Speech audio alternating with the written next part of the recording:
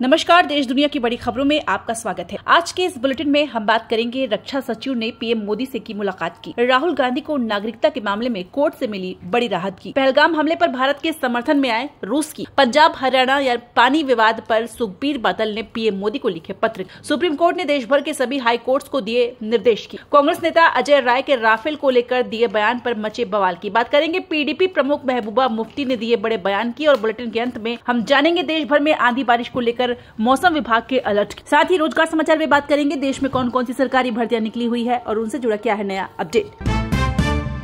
पहलगाम हमले पर भारत को मिला रूस का साथ। पीएम मोदी से फोन पर पुतिन बोले, हर कार्रवाई पर पूरा समर्थन। भारत पाकिस्तान के बीच बढ़ रहे तनाव के बीच रूस के राष्ट्रपति व्लादिमीर पुतिन ने प्रधानमंत्री नरेंद्र मोदी को फोन किया। पुतिन ने आतंकवाद के खिलाफ लड़ाई में भारत का साथ देने की प्रतिबद्धता दोहराई है। उन्होंने पहलगाम आतंकी हमले की निंदा की और हमले में जान गंवाने वाले लोगों के प्रति संवेदना व्यक्त की। बातचीत के दौरान रूसी राष्ट्रपति ने इस बात पर जोर दिया कि हमले के पीछे के लोगों और उनके समर्थकों को न्याय के कटघरे में लाया जाना चाहिए। पुतिन का भारत को समर्थन जम्मू कश्मीर के पहलगाम में हुए आतंकी हमले के करीब 2 हफ्ते बाद आया है। वहीं पीएम मोदी ने इस साल के अंत में भारत में आयोजित होने वाले वार्षिक शिखर सम्मेलन के लिए पुतिन को आमंत्रित भी किया। इससे पहले रूस के विदेश मंत्री सर्गेई लावरोव ने पहलगाम आतंकी हमले को लेकर एस जयशंकर से फोन पर बात की थी। उन्होंने दोनों देशों से संयम बरतने की अपील की थी। पाकिस्तान ने 3 दिन में दूसरा मिसाइल टेस्ट किया। फतेह की रेंज 120 किलोमीटर। पीएम मोदी से बोले, वायुसेना प्रमुख एयरफोर्स हालात से निपटने को तैयार। पाकिस्तान ने एक और मिसाइल का टेस्ट किया। पाकिस्तानी सेना ने बताया कि सतह से सतह पर मार करने वाली इस मिसाइल की रेंज 120 किलोमीटर है। इससे पहले 3 मई को पाकिस्तान ने बताया था कि हमने बैलिस्टिक मिसाइल अब्दाली का सक्सेसफुल टेस्ट किया। इस मिसाइल की रेंज 450 किलोमीटर है। इधर वायुसेना प्रमुख ने प्रधानमंत्री मोदी को युद्ध की तैयारियों पर जानकारी दी। वहीं air chief marshal AP Singh ने पीएम को बताया कि एयर फोर्स हर हालत से निपटने को तैयार है। पश्चिमी सीमा पर डिफेंस नेटवर्क भी पूरी तरह एक्टिव है और राफेल भी तैयार है। इस बीच सिक्योरिटी फोर्सेस ने जम्मू कश्मीर के पूंछ में आतंकी ठिकाना खोजा है और यहाँ 5 आईईडी वायरलेस सेट और कुछ कपड़े भी बरामद हुए हैं। पूंछ के सुरनकोट में मारहोट गांव में यह ठिकाना मिला। सुरक्षा बलों का कहना है कि यह आतंकियों के छिपने की जगह है।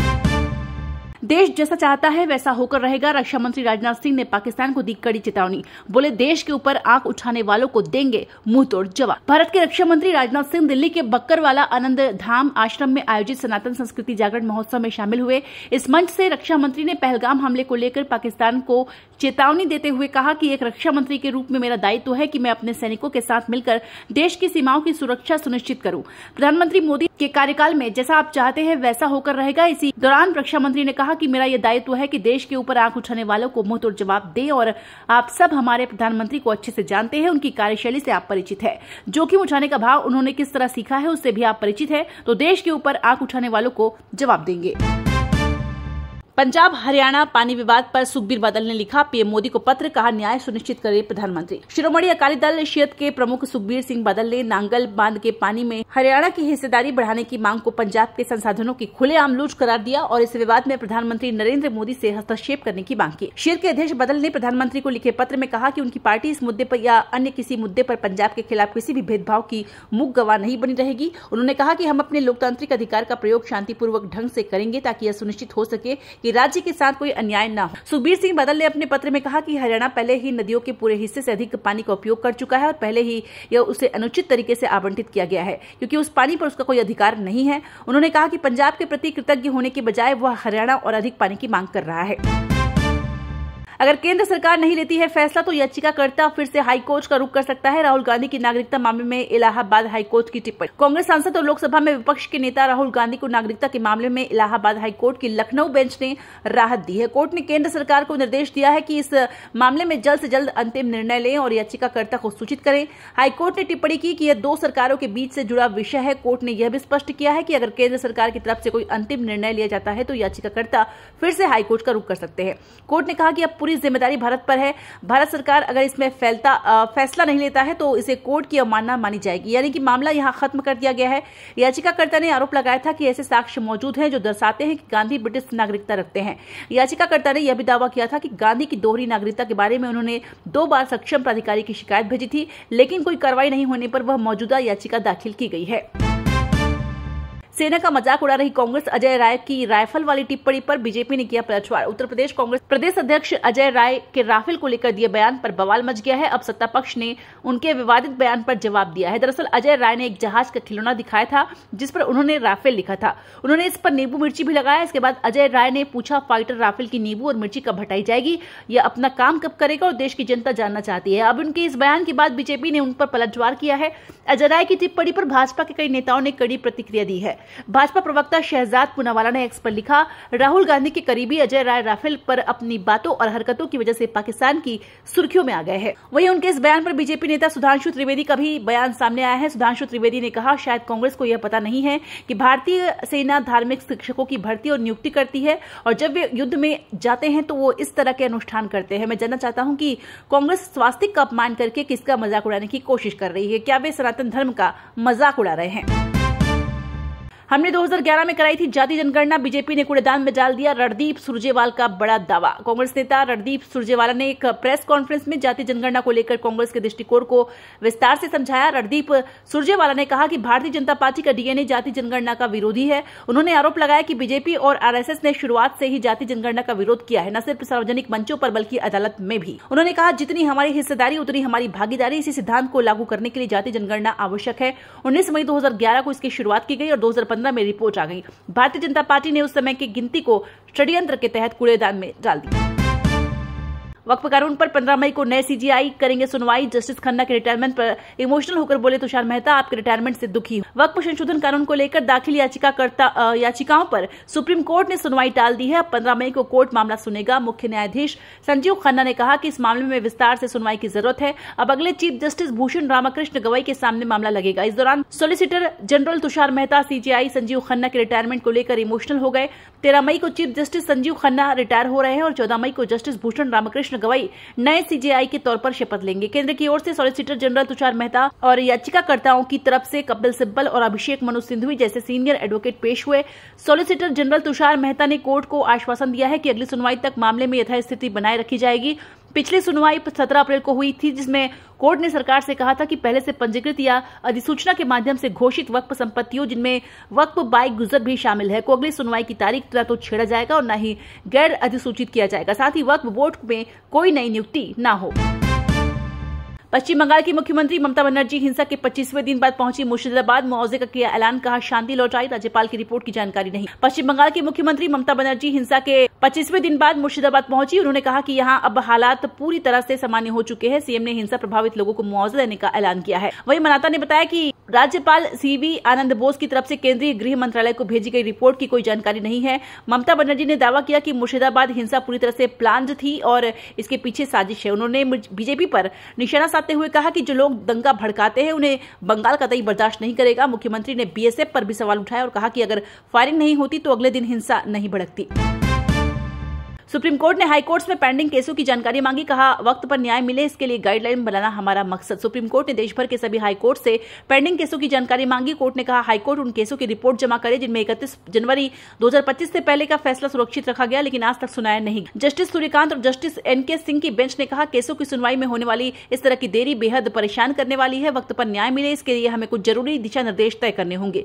सुप्रीम कोर्ट ने यह आदेश एक रिट याचिका पर सुनवाई के दौरान किया। इसमें 4 दोषियों ने शिकायत की थी कि उनकी आपराधिक अपीलों पर झारखंड हाईकोर्ट ने 2022 के फैसला सुरक्षित किया था, लेकिन अब तक फाइनल सुनवाई नहीं हुई। आईएमएफ बोर्ड में भारत का प्रतिनिधित्व करेंगे परमेश्वर अय्यर। पाकिस्तान को 11,000 करोड़ की सहायता देने पर विचार करेगा बोर्ड। 9 मई को होगी बैठक। भारत ने इंटरनेशनल मॉनेटरी फंड आईएमएफ के बोर्ड में परमेश्वरन अय्यर को अस्थायी डायरेक्टर नॉमिनेट किया है। परमेश्वरन 9 मई को होने वाले आईएमएफ की बैठक में भारत का प्रतिनिधित्व करेंगे। डिप्लोमेटिक लिहाज से शुक्रवार को होने वाली मीटिंग भारत के लिए काफी महत्वपूर्ण है, क्योंकि क्लाइमेट रेजिलियंस लोन प्रोग्राम के तहत पाकिस्तान को $1.3 बिलियन करीब 11,000 करोड़ के नए लोन पर विस्तार होगा। पाकिस्तान के लिए जारी $7 अरब करीब 59,000 करोड़ रुपए के तहत राहत पैकेज की पहली समीक्षा भी करनी है। पिछले हफ्ते आईएमएफ में भारत के एग्जीक्यूटिव डायरेक्टर कृष्णमूर्ति सुब्रमण्यम को बर्खास्त कर दिया गया था, इसलिए बोर्ड में भारत की बात रखने के लिए अय्यर का स्थायी नॉमिनेशन किया गया है। परमेश्वरन फिलहाल वर्ल्ड बैंक में भारत की ओर से एग्जीक्यूटिव डायरेक्टर हैं। जिनके पास खाने के लिए नहीं वे आतंकियों को कहां से खिलाएंगे। महबूबा मुफ्ती का बड़ा बयान, ये सब कश्मीरी है, आतंकवादी नहीं है। जम्मू कश्मीर के पहलगाम आतंकी हमले पर पीपुल्स डेमोक्रेटिक पार्टी की प्रमुख महबूबा मुफ्ती ने बड़ा बयान दिया है। उन्होंने कहा कि पहलगाम हादसे का सबसे ज्यादा दुख यहाँ के लोगों को है। यहाँ के लोगों ने जान बचाने की कोशिश की। उन्होंने कहा कि कश्मीर किसी को आगे नहीं दिया जा रहा है। पहलगाम में सब कुछ बंद कर दिया गया है। महबूबा मुफ्ती ने आरोप लगाते हुए कहा कि बकरवाल के लोगों को आर्मी वाले जो जाने नहीं दे रहे हैं, जिनके पास अपने खाना खाने के लिए नहीं है, वे आतंकवादियों को कहां से खाना खिलाएंगे। किसी को आतंकियों का ओवरग्राउंड वर्कर कहकर आप मारेंगे क्या? ये सब कश्मीरी है, आतंकवादी नहीं है।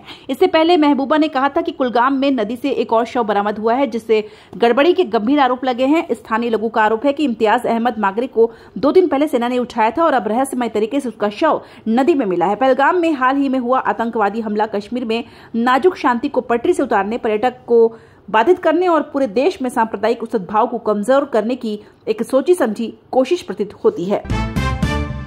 टोरंटो में निकाली गई एंटी हिंदू परेड, 8 लाख लोगों को भारत वापस भेजने की मांग, पीएम कॉर्नी पर उठे सवाल। कनाडा के टोरंटो में हिंदुओं के विरोध में फिर से प्रदर्शन शुरू हो गए हैं। टोरंटो के माल्टन गुरुद्वारा में हिंदू विरोधी परेड निकाली गई और हिंदुओं को निर्वासित करने का ऐलान किया गया। कनाडाई पत्रकार डेनियल बोर्डमैन ने टोरंटो के माल्टन गुरुद्वारे में चल रही हिंदू विरोधी परेड का एक वीडियो शेयर किया और पूछा कि क्या कनाडा के नए प्रधानमंत्री मार्क कार्नी खालिस्तानियों से निपटने में पूर्व कनाडाई पीएम जस्टिन ट्रूडो से अलग होंगे। सोशल मीडिया प्लेटफॉर्म एक्स पर शान बिंदा नामक एक यूजर द्वारा साझा की गई पोस्ट के जवाब में यह बयान दिया। पोस्ट में बिंदा ने उल्लेख किया कि माल्टन गुरुद्वारे में खालिस्तानी समूह ने 8 लाख हिंदुओं को भारत वापस भेजने की मांग की और इसे खालिस्तानी आतंकवादी समूह की ओर से हिंदू विरोधी घृणा करार दिया। टोरंटो में हिंदू विरोधी परेड कनाडा के प्रधानमंत्री मार्क कार्नी और सत्तारूढ़ लिबरल पार्टी द्वारा राष्ट्रीय चुनाव की जीत हासिल करने के कुछ ही दिनों बाद हुई है। कार्नी द्वारा संसद को भंग करने और नए जनादेश की मांग करने के बाद यह संघीय चुनाव निर्धारित समय से पहले घोषित किया गया था।